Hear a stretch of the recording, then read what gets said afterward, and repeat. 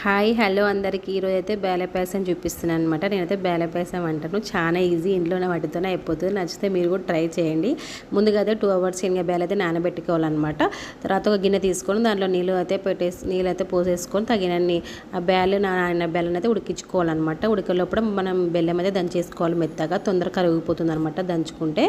తర్వాత వచ్చేసి యాలక బుడ్డలో కచ్చపచ్చ దంచేసి ఆ వాటర్లో అయితే ఉడుకుతున్న వాటర్లో వేసేసాలి. కొద్దిగా బేలు ఉడికిపోయిన తర్వాత తర్వాత బెల్లం అయితే యాడ్ చేసేసుకోవాలన్నమాట. మనం దంచి పెట్టుకున్న బెల్లం స్వీట్ తగ్గట్టు బెల్లం యాడ్ చేసుకోవాలి.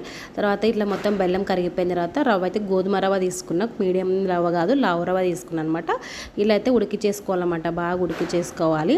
కొద్దిగా లావు రవ్వ కాబట్టి లేట్ ఉడుకుతుంది అన్నమాట. కొంచెం నిదానంగా అయితే ఉడికించుకోవాలి. వాటర్ లాగానే ఉండాలి, ఎందుకంటే చల్లారితే గట్టి పడిపోతుంది అనమాట. ఇందులో పాలు కూడా యాడ్ చేసుకోవచ్చు మీకు నచ్చితే, లేదంటే ఇలానే తినేసిన చాలా టేస్టీగా ఉంటుంది. వీడియో నచ్చితే లైక్ చేసి సబ్స్క్రైబ్ చేసుకోండి. బాయ్.